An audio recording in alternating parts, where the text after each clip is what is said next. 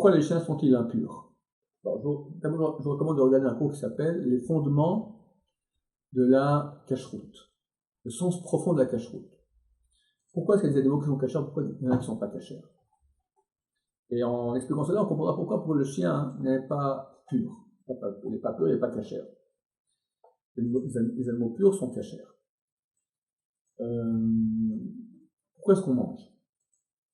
On voit que, je veux dire, la fonction vitale pour laquelle nous dépensons le plus de temps et d'énergie est manger. On mange au moins 10-15% de notre vie active et on cherche quoi se nourrir pendant presque tout le temps de vie active qui nous reste. Au moins la moitié de quoi de quoi pouvoir se nourrir. Dieu aurait pu créer le monde de façon beaucoup plus intelligente, en guillemets. Pourquoi nous faire souffrir, nous? Regardez aussi tout le monde animal. Parce qu'à manger toute la journée, c'est ça leur vie, d'accord?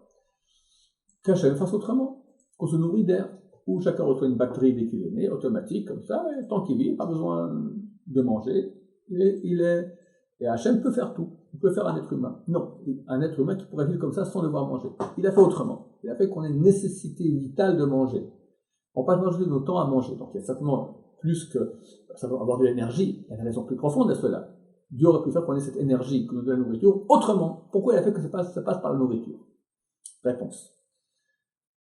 Le monde est mélangé bien et mal. Dans tout, il y a du bien et du mal. Notre but sur Terre est de faire sortir les étincelles de bien du mal pour que le mal meure, disparaisse. Le mal, c'est la mort. Quand il a de la vie qui est mélangée, la vie c'est le bien. Quand il a de la vie qui est mélangée à cette mort, on va donner vie à la mort. Ça va faire un mort-vivant. Ça fait le mal. Le mort-vivant, c'est le mal. Lorsqu'on va retirer la vie à ce mort-vivant, il devient mort et il disparaît. Il n'a plus aucune énergie. On enlève toutes ces étincelles de vie. Quand on mange, on fait cette action-là. Chaque fois qu'on mange des aliments, de même qu'au niveau physique, il y a une sélection entre le bien qui passe dans notre sang et les déchets qui sont évacués à l'extérieur. De même, nous avons aussi un travail au niveau des charges spirituelles.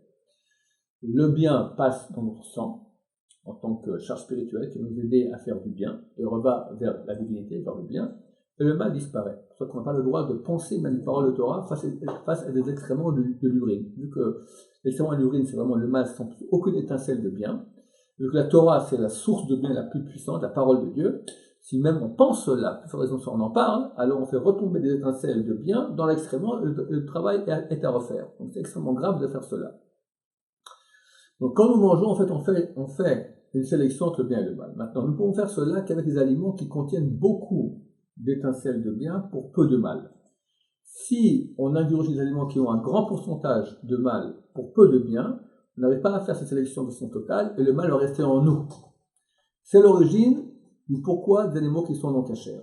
Les animaux non cachers, pour des raisons que Dieu a voulu que nous ne connaissons pas, ils ont un grand pourcentage d'étincelles de mal pour peu de bien. Donc on ne peut pas les manger parce que si on va les manger, ça va faire chez nous des dégâts, en tout cas dans l'âme juive.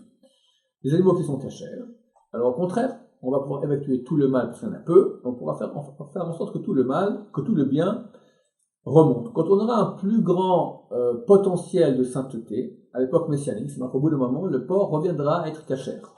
Alors on pourra, des animaux impurs, on pourra aussi même les ingurgiter, parce que notre capacité sera tellement grande de sélection, on pourra même faire la sélection entre le bien et le mal, même d'animaux qui ont un grand pourcentage de force négative. C'est le sens profond de la cacheroute et le sens profond pour lequel les animaux sont purs et impurs.